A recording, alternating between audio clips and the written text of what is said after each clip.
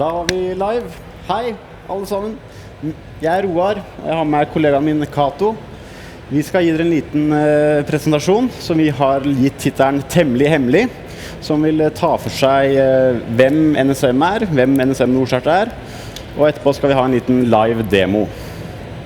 Ja. Da videre. Neste. Kort agenda. Hvem, hva, hvor. NSM og NSM NorCERT. Hvorfor vi på TG? Og når jeg ferdig med de kjedelige greiene, så skal Kato prøve seg på live skadevareanalyse. Så det tror jeg blir spennende. Nasjonal sikkerhetsmyndighet jo da det direktoratet som NSM NorCERT ligger under, og som jeg jobber i. NSM Norges ekspertorgan for informasjon og objektsikkerhet. Vi ble et sivilt direktorat i 2003, og vår hovedlokasjon på militærbasen på Kolsås. Vi har også lokasjoner i Sandvika i Bærum og på Bryn i Oslo. Vi da en av de 3 hemmelige tjenestene i Norge, med selskap fra Politiets sikkerhetstjeneste og Forsvarets etterretningstjeneste. NSM skal, som det heter, være en pådriver for bedring av sikkerhetstilstanden i samfunnet. Og vi jo da, som en hemmelig tjeneste, underlagt Stortingets kontrollutvalg for etterretnings-, overvåknings- og sikkerhetstjeneste, også kalt EOS. Her har du et organisasjonskart av hvordan den avdeling for cybersikkerhet ser ut. Vi har da direktøren vår, Hans Christian Pretorius, på toppen, og så har vi de ulike avdelingene under. Jeg skal snakke mest om den avdelingen jeg hører til, nemlig avdeling NorCERT. Men det verdt å merke seg at NSM har en del andre spennende avdelinger også, spesielt avdeling for kryptoutvikling og avdeling for inntrengstesting, eller pentest som det også heter. Hvis dere vil lese mer om det, så finner dere mer informasjon på NSM sine nettsider. Yes, da over til NSM NorCERT. Sånn ser vi ut. Vi delt i 3 avdelinger. Et operasjonssenter, avdeling for deteksjon, avdeling for teknisk analyse og avdeling for hendelseshåndtering. Jeg skal prøve å snakke mest om teknisk analysebiten, da den kanskje fremstår som mest spennende. Så hva egentlig NSM NorCERT? Vi da den operative delen av NSM, og vi Norges nasjonale senter for håndtering av alvorlige dataangrep mot samfunnsviktig infrastruktur og informasjon. Vi tilgjengelig 24/7, har vært det siden 2014, og hovedområdene våre, eller arbeidsområdene våre, å varsle om angrep, trusler og sårbarheter som vi ser treffer samfunnet i dag. En annen viktig del av det vi jobber med å ha et mest mulig oppdatert risikobilde over hva som beveger seg ute i samfunnet. Det kan være alt fra sårbarheter, trender, hvilke aktører det som ønsker å angripe oss. Et ganske komplekst bilde. Vi også et nasjonalt kontaktpunkt for alvorlige datahendelser, så vi oppfordrer alle små og store virksomheter som føler at de har et alvorlig dataangrep til å ta kontakt med oss 24/7.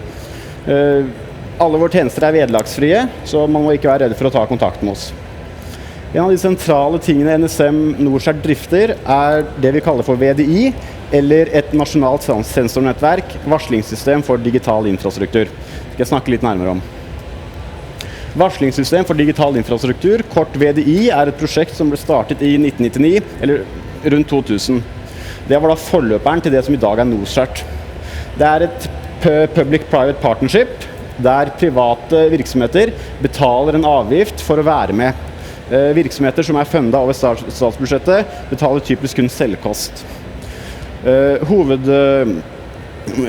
Hovedoppdraget til sensornettverket, eller VDI, det å avdekke alle forsøk på datainnbrudd mot samfunnsviktige virksomheter på tvers av alle sektorer.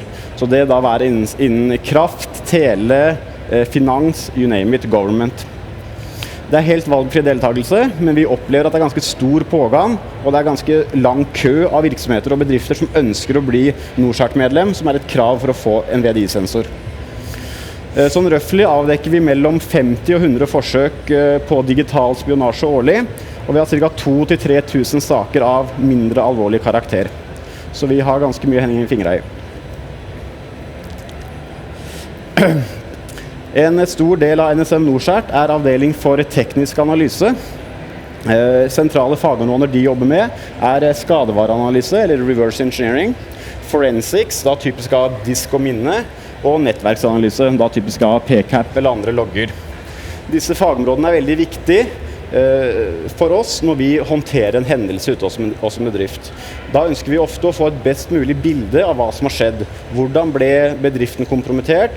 Hva var inngangsvektor? Var det en typisk e-post med skadelig vedlegg? Besøkte man et vannhull?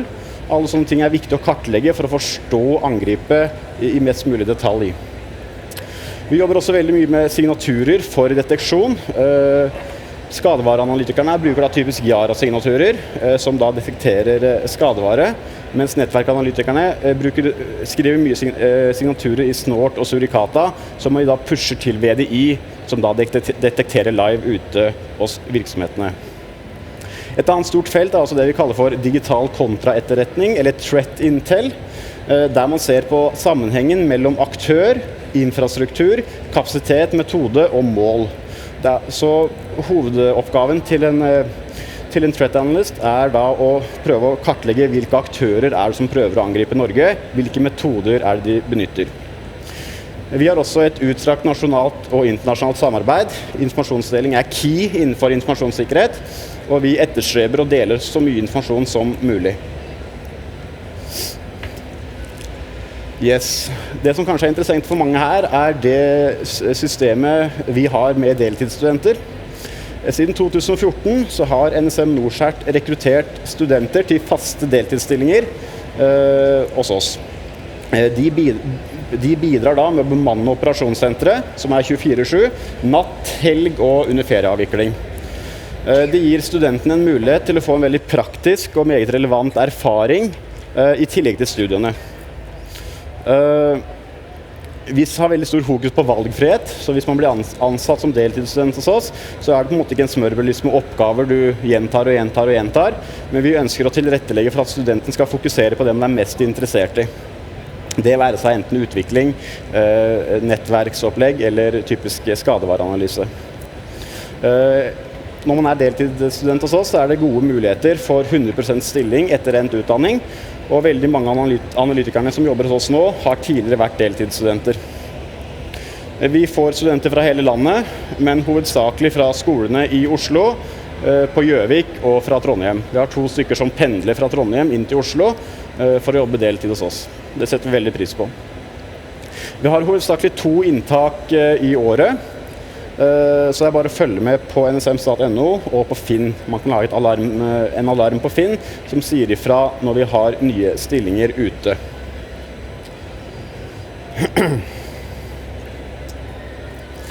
Så hvorfor NSM på TG? Som jeg nevnte, så vi veldig opptatt av rekruttering. Vi ser at det manko på IT-personell i Norge generelt, og spesielt stor manko på IT-personell som har sikkerhetsbakgrunn. Så vi sliter faktisk å få tak i nok kompetente folk. Så nå har vi vært på stand her i 2 dager. Da har vi rekruttert til både deltid og heltid.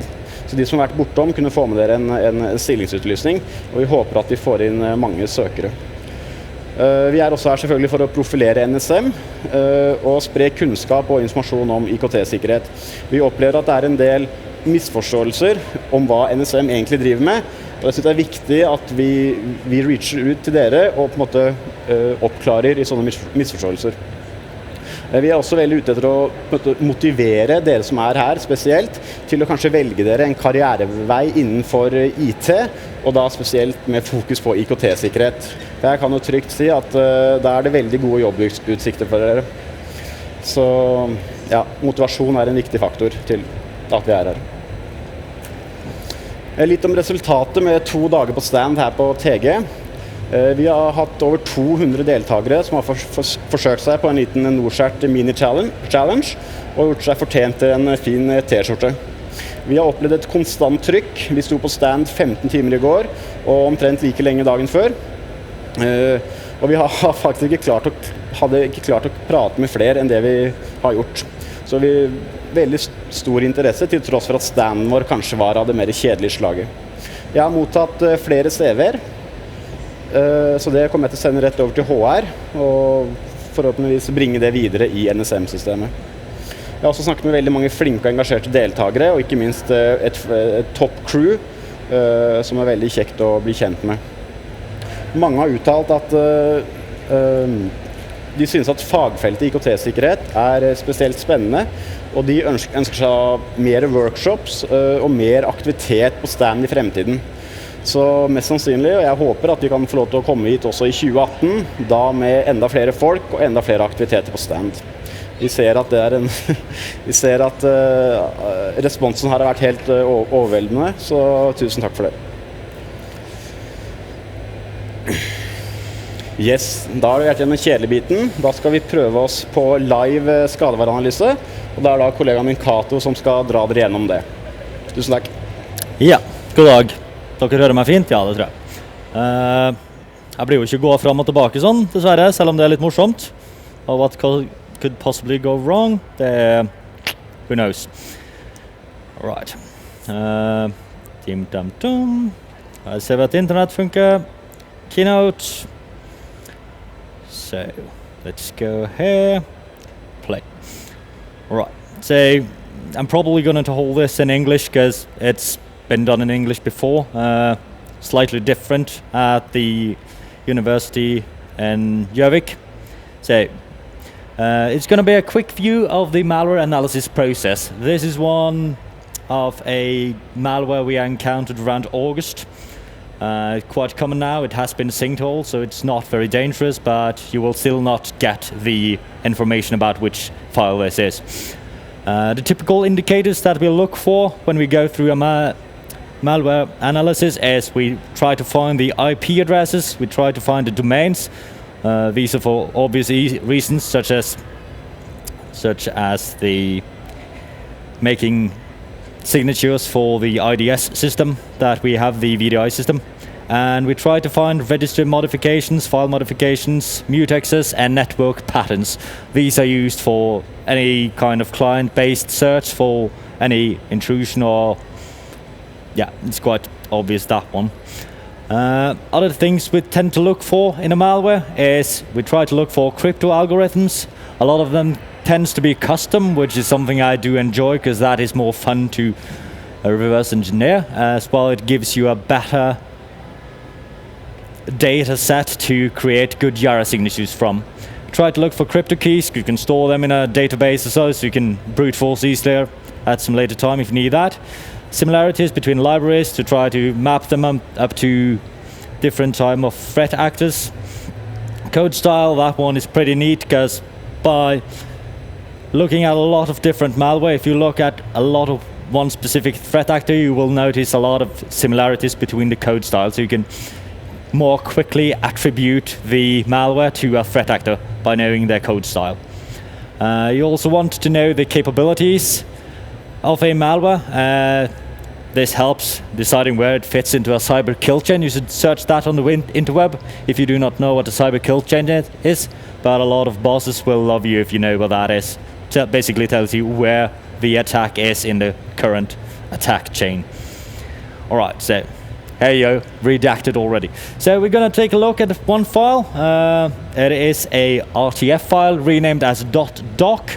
This is something some threat actors do to make sure that the RTF file is opened in Microsoft Office Word and not in WordPad or any other RTF parser, because the Word parser, it behaves differently and it allows some things that are not present in the RTF standard to be run. So I'm going to use a couple of tools like the Office Mal Scanner, the RTF scan, the OLE VBA. I'm going to tell you what those are when we run them. So the first we have a file. You have to find that on probably this one. I'm actually going to move this closer to that one so it's easy to move forth and back. Right, so we have the redacted doc file here. We could just open it, run it, see where it connects to. You will then have a different system as well on the right side of this, Linux system running Remnux with inetsim to make sure it connects to it and look for any DNS response or DNS requests to see where it tries to connect. This one is very simple that way. Before I open it, I will tell you the reason why I'm working on a Mac and still doing things on Windows. The biggest reason for that is there's a lot of good tools for Mac that are very handy to have, but if you are analyzing Windows malware, you do not want to run the analysis on a host Windows machine in case there are some vulnerabilities or exploits that causes the malware to escape the virtual machine into your host machine and get compromised yourself. That's probably the worst thing that could happen, because then the threat actor will find out what you do and probably all of your rules, and you're basically, fucked forever. Let's see. We can try and open this one, the redacted file. So we are doing this part first, the dynamic analysis part. It's often the easiest one. When I open this in Office 2007, you will get a request to run a content. This is a flash content. You could say, I do not allow this content to play. I do recognize. In a new version of Word, the 2013 one, you will not get this pop-up box and it will simply auto-run. So that's pretty bad. The file name of this file would have been something that fits the text here. If I press run now, I will infect this machine and we will probably have the malware stored in some temporary folder, or perhaps it's just been executed through PowerShell or VBA and put into some other process memory. But in this case, we will not do that. Often do that as the first step because it's a very good step to do. Here is another thing. We have this file, and as I told you, it was an RTF. If we did not know that this file was an RTF, we could have opened it in for instance, a hex editor. Let's do that, or we could, that's quite messy in this case, so we can open it in Notepad++. We can simply see the RTF header right away. Actually, Word only reads this part. It doesn't care what you say here, so that's fun. So we know that it is RTF, which means we could use RTF scan to see if there's something cool underneath the surface. So let's try to do that. See, the user I have is noob, because probably the demo ghost could take me. Let's see. We take RTF, run RTF scan, which is probably installed on that one, and we run a scan on it. Cannot open file, and that is because I have it in a hex editor which does not close the file after reading the data. Wow, boom, now it runs fine. Here we do have a lot of results. I have to watch this fiber cable so I do not wreck that one. And it found several OLE documents. OLE documents are the document format that Microsoft created for Office versions previous to 2007, so meaning 2003 and earlier versions of Office would use this format. They have their own file system within the file. So I could take a look at both of these files. See, I got two. One is 1.5 kilograms. That is not big enough for it could be big enough for a simple PowerShell downloader, but if I open it, it takes a little while. It is definitely not that, it's just some gibberish data. So we delete this one. We have the second one, we can take a look at that. 176, so that's more in the range of typical malware. So what we can do then, we can of course open it in a hex editor. Let me check the time so I get the time to do everything. Yeah. So we could open it in a hex editor, or we could just run the Office mal scan on it. Here we do have the mal scan. It's actually quite pretty on the wall like that. I like it. All right. So let's run Office mal scanner on the OLE document file. You could do this manually yourself, but using tools that have been pre-made can be very good, as it saves you a lot of time. It also supports another one at brute, where it will brute force all the bytes with 1 byte XOR. See if it finds any headers that it recognizes. Let's see, scan. So by running this scan, we find the analysis finished. Alright, we found one file and that is an .svf file. So that is definitely a Flash file. You can take a look at it in hex just to see how the Flash header looks like. So we have the FVS and X. So the first 8 bytes here are a Flash header. If it says C, it is a compressed header. If it's an F, it's not compressed. The X here just tells me that some part of it might be setlibbed, but that is no interest to us at this moment, only if we create an extractor. Right, so we have seen this one. So we have this file, we want to open it to see further what it does. Fortunately for us, the Flash files can be easily decompiled in a couple of decompilers. So I have 2 of them. The reason is one is better and the other one is not as good, but it is better at handling any binary blobs that has been appended. And somebody is looking for Arne, apparently. Let's wait for Arne to be found.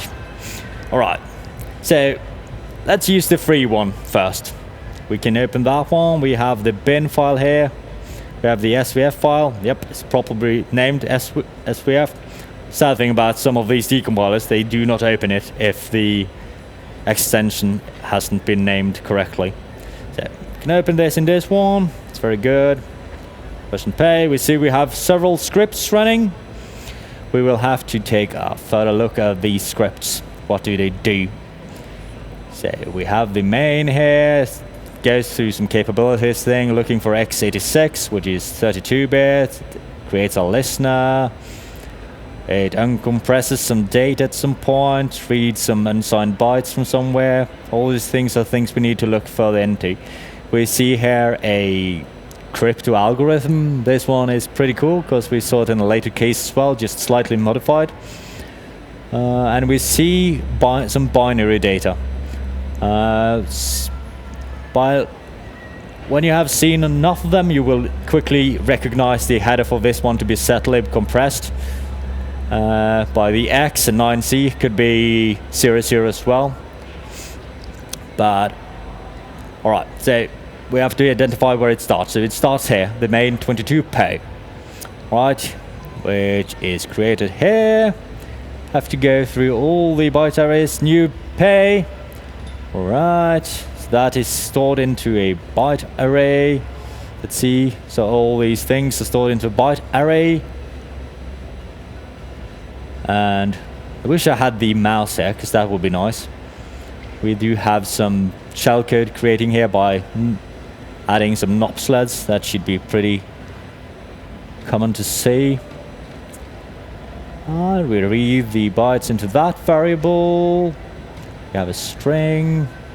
We do apparently create some sort of payload into that one. See what that is used. The 7. It's very good to copy this into Notepad, but we see here the log7 has been used as a parameter into log10, which is a loaded context. Log10 needs to see where that one is created. Log10, log9. So basically at this point you have to look through all these bytes. It takes too long for me to do them straight on the stage here. So what I could do is I could take the main 22 pay to export this binary blob, see what it does. Because I can't run the malware because I don't want to run it, I want to have control of it. So I will drop that into there. We will open it, take a look at the file. This file is some setlib compressed thing.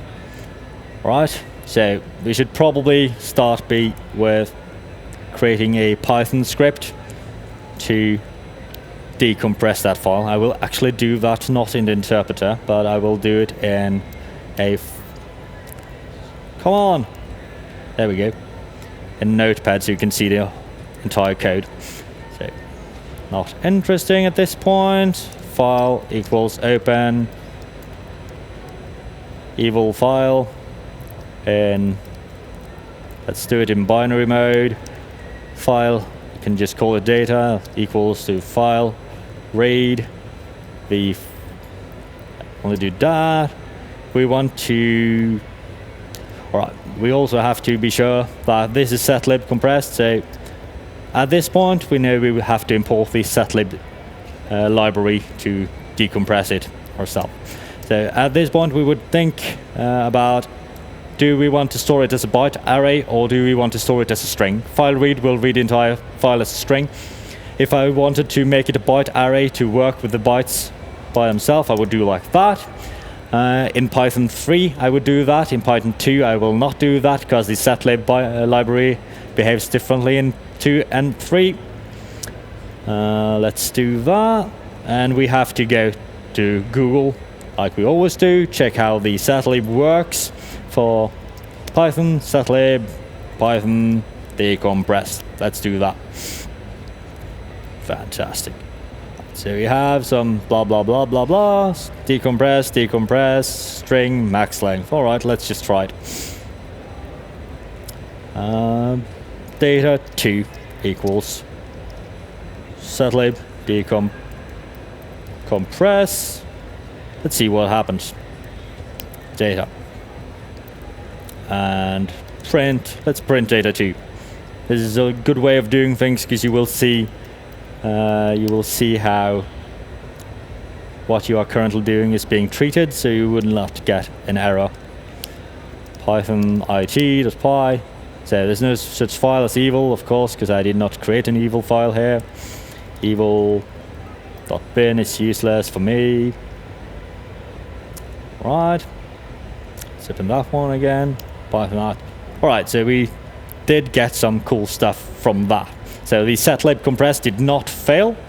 That is fantastic. We have to wait for that one to crash. That always happens if you try to print many characters that it doesn't support. Right, so now we have to save that in a binary format. So let's make sure that data 2 is a byte array. So we have to store it as a byte array because we opened it like that. Byte array 2. The data 2. Always good to close the file as soon as you finish using it. File equals open. Good. Varieties as binary. File.write. Let's see, data 2. And file.close. Let's see if that works.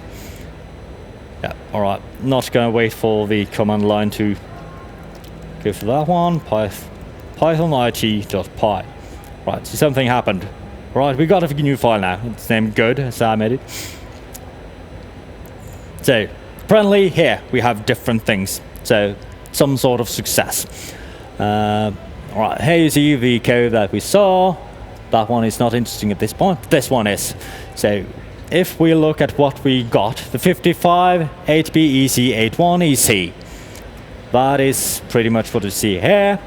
If you take a look at the second line or the second bulletin, you have the push EBP, move EBP, ESP. So that is moving the stack pointer into the base pointer register. If you have seen this code a few times, you will notice that this is the start of a function. So most likely this is a shellcode. And shellcodes are cool. Everybody likes shellcodes. So, all right. Let's continue. Analyzing shellcode is often easier by debugging it. There are different ways of doing this, but one is by using box debugger right from IDA Pro. IDA is the de facto debugger for compiled files, basically. The box debugger is a virtualizer for virtualized debugger. It has support for a few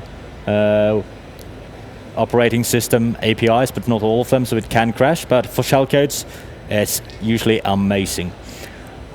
Another way we can do it is by creating a fully fleshed PE file out of the shellcode, which makes us able to use the Win32 debugger or WinDebug or Ollie debug or whichever we want to use. So I'm gonna use MASM, Microsoft Assembler tool, to create a fully fleshed PE file to open in IDA Pro. I will show you IDA Pro afterwards, and we will do some cool tricks with this shellcode to make it drop a file that it has hidden in underneath. So what I'm going to do, I've cheated a little bit here because I have made sure I have time enough for it. So see here, I do have the code that I wrote to decompress the other 3 binary blobs that we have, but we do not have time for them today. One of them includes an exploit that was a 0-day at the time, which is kind of cool. We copy this one and we open the MASM tool. Let's see if I can open it here. MASM editor. It's an absolutely fantastic tool for creating PE files from shellcode or from basic assembly. So what I do now is I take all this data here and I want to move it into here. I can't just copy the bytes, I have to have them as a string for MASM to work correctly. So MASM has provided us with a tool called bin2db. So MASM32 editor, let's go to the file location part. Go to, let's see if it's in bin. I never remember which folder it is in. Let's see, it's probably not in that one. Should not wear glasses in front of a computer, that's not good. Tools. bin2db. So let's do bin2db. Alright, let's open the file in this one. This is a tool you should familiarize yourself with if you're going to look at shellcodes. So we just copy the entire results from this and put it into MASM here. I could provide you where, if you send me a mail, I could provide you with some of the basic templates I use if you want to try things yourself. It shouldn't have been no problem. Right, we have to save it. Let's save the file. Let's call it sol.asm. It requires it to have a proper extension or else MASM will crash.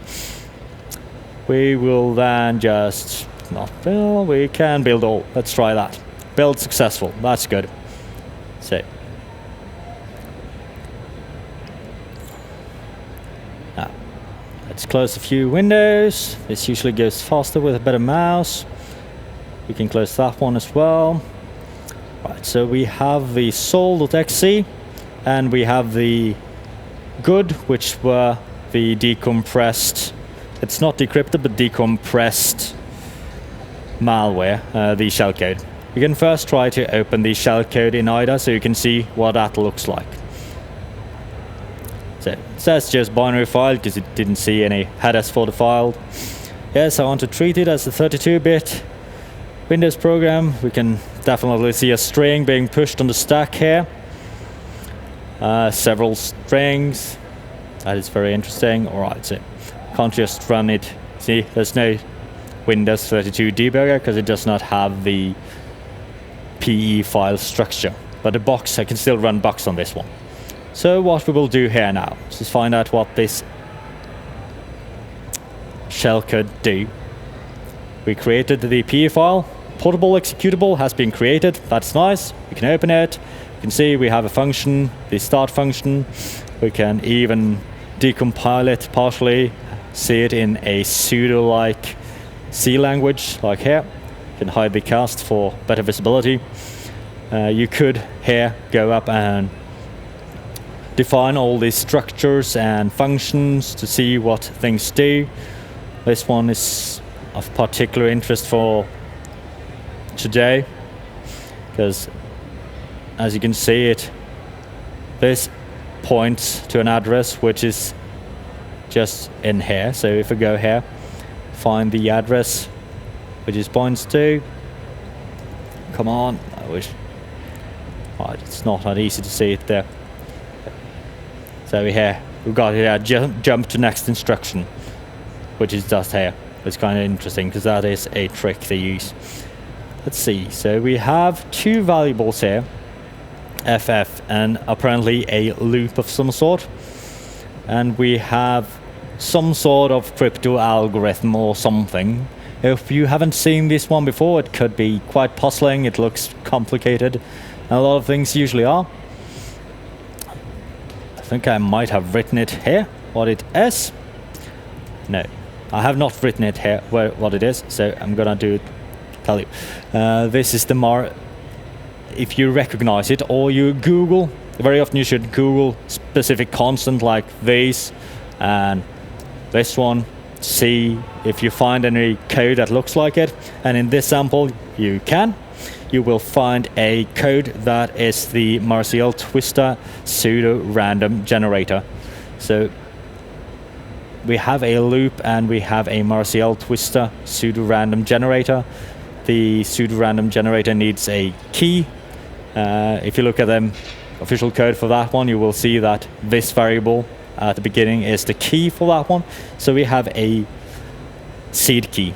Basically that means by running this pseudo-random with this key, you will always get the same sequence. So that could be used to transform some data into some other data, or as a crypto algorithm, a very simple one. What we will do, just to have fun, let's run it. Best practice is never run a malware without having a without having the inet sim up. Might not do anything in this case, which it shouldn't. If you run it by itself, it will, but always show you the best case practice. The SOS info, right, that's some sort of C2 and newly discovered. Now we just have it up. We ain't gonna use it, but I show you that the best practice is to have it up. Right, let's run this thing, see what happens. Or yeah, let's do that.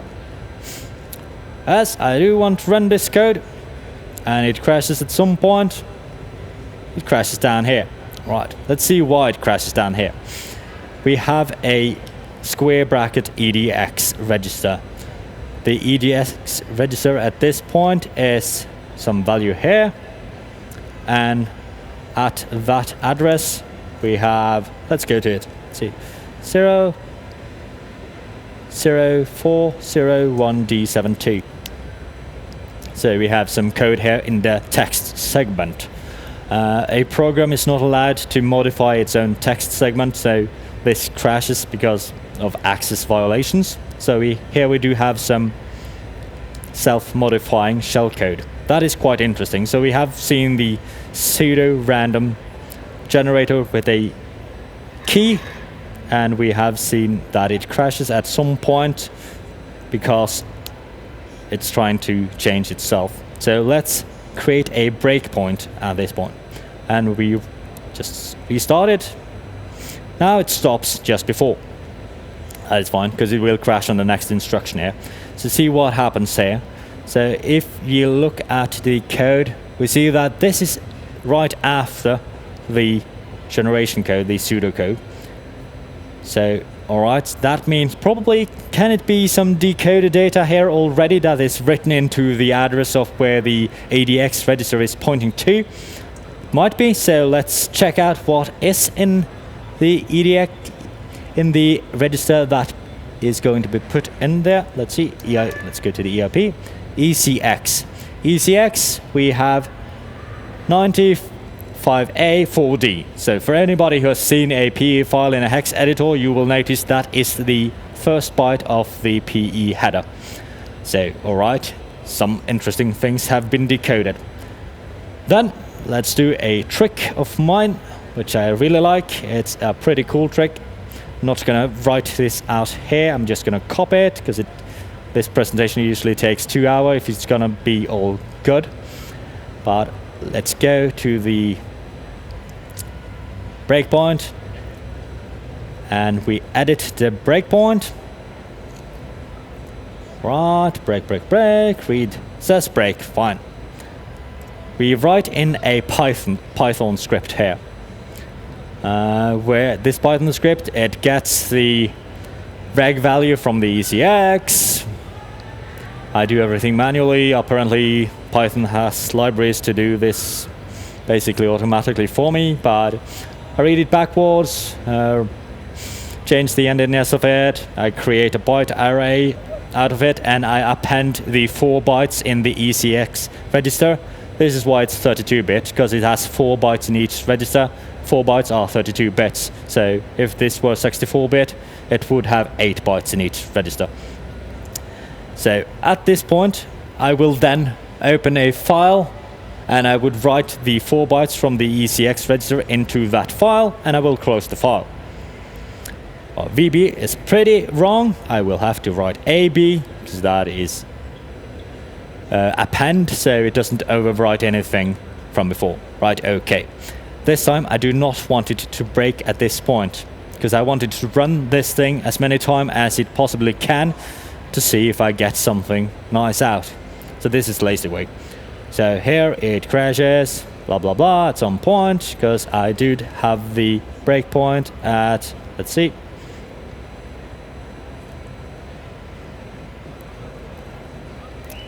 edit breakpoint, enable, yep, alright, so it crashes again, that is correct, it should crash here.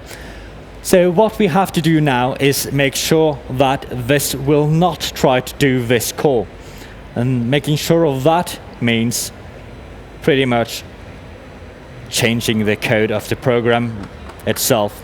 So what we do then is I did press that one. We open the general buttons here. Let's see how many opcodes that have. All these mnemonics, these are called mnemonics. XOR, move, mnemonics of the assembly can be represented in hexadecimals, which is basically a representation of a byte. So we find this one, 89OA, 2 bytes. Alright, we know that it crashes here. Fine. Let's go to this part. Let's just try to stop it first and go to, just to make sure it won't crash. Debugger. This thing keeps wobbling for some reason. It's kind of annoying. Let's go here. And we set a breakpoint before it will crash to make sure it won't crashing.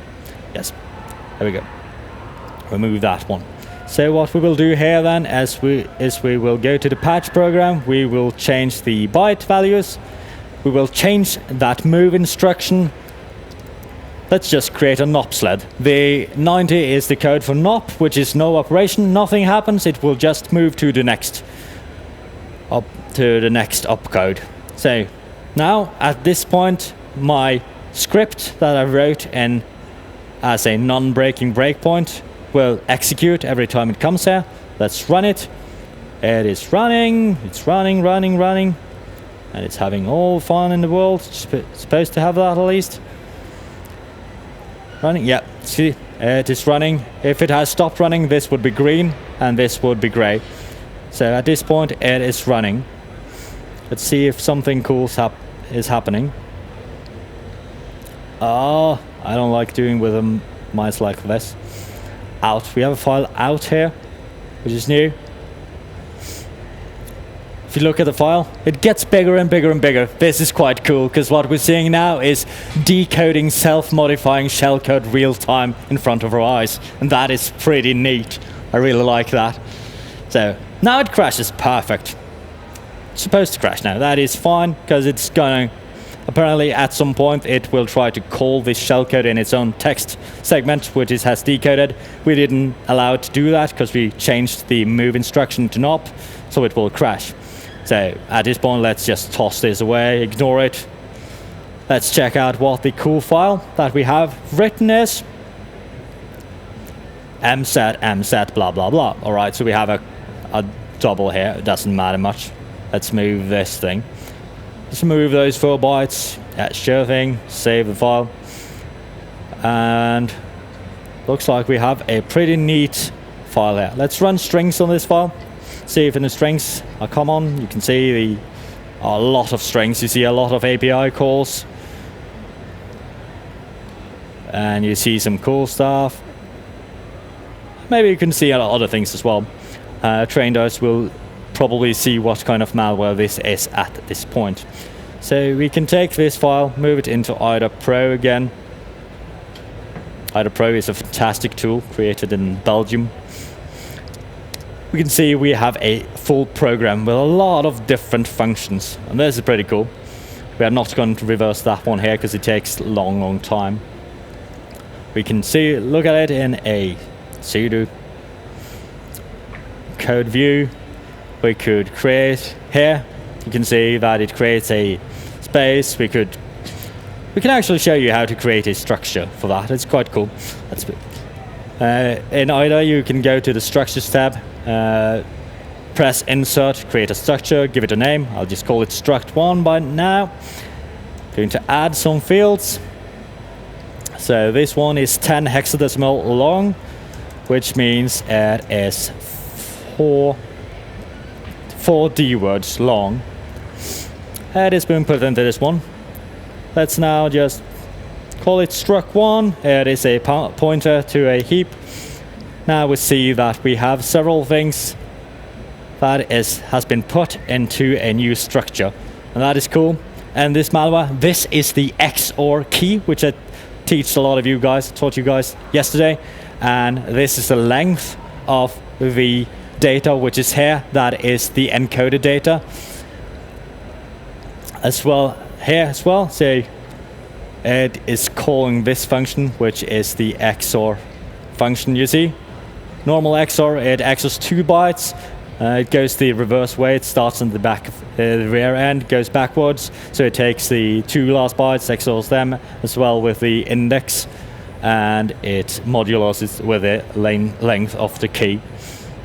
So pretty much the same thing, just the reverse order that we did yesterday in our challenge. We will have a better challenge next year with several tasks and hopefully a workshop where you can teach you guys some cool things, hopefully including IDA Pro. So at this point, if we could run it, we could see, maybe you should run it. Could be cool for you guys to see what's here. Let's do that until this point. This is a DLL file. It is not an XC file. So let's run it as a DLL file since we have a few more minutes. So I will just run the first decoding, then we will stop and take some questions if you like, and probably roar. We will do it downstairs. All right. Let's create this. Let's rename that file to .dll because nice to have. Open the DLL file in. It's a DLL file, right? If it's a DLL file, we have to look for exports because they are used as libraries. It only has one export, so that's nice for us. We will go here, put it in here. There we see the main function. I deleted all that interesting structure that I showed you, but we can go at this point. Box debugger, a DLL file has to be run by the run DLL from Windows to run it. You can't just run it yourself. And Arna again, apparently. Let's run that. The first parameter is the file itself, and DLL entry point is where we want it to start, because that is the export. Let's try to run this, see if it runs. Yeah, let's see, run DLL32. I couldn't find. That's no weird, because that's supposed to reside within the system32 directory. Right. Bam. So it crashed for some reason. That is interesting, isn't it? So let's then go to the first part here. Started there. You can see, all right, it goes through this part. We can single step through this entire thing. Right, that one is fine. Go into there. Right, so at some point in here it will crash. And we have to find the reason for that. But no need really. As we see, this function there's nothing pushed on the stack. There's nothing pushed in a special register here. So this function does not take any parameters. So, all right, that means we could just simply jump to that instruction. So, started. We don't care about that part today.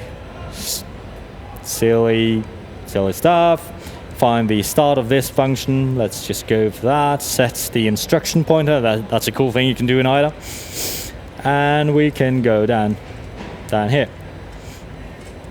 Blah, blah, blah, blah, blah, blah, blah. Right. It's kind of sad that you don't see it in this view when I do it like that. It crashes at some point. It doesn't have the access to do it. That's pretty sad, which I really hoped it wanted to have.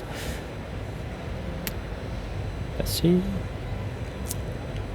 That is quite sad. Why did that happen? I don't know why that happened. It did not happen last time, so that's a demo ghost.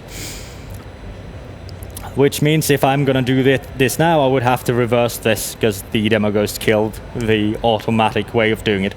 So I'm not gonna do that, because we do not have the time. Alright. Should we wrap that up, or is all good? Alright, let's wrap that up. So you have got a basic introduction brief to the malware analysis process. It usually takes a day to 3 months to do a sample, depending on the difficulty and size of the sample. Some samples can take years, of course, because they are super advanced, but most things within a week should be okay. Right, 3 more minutes. Anyway, should we take some questions now? Alright, you can do that. Alright. He will take the final words, so give it up for Roar. So, yeah, thank you so much for staying during the whole session. Really appreciate it. So, as I said in my presentation, we put out new open positions nearly every second month. So you should definitely go out and check out our homepages, and also check out NO for new open positions. We'll go down now and take any questions that you might have, and take it from there. Thank you so much.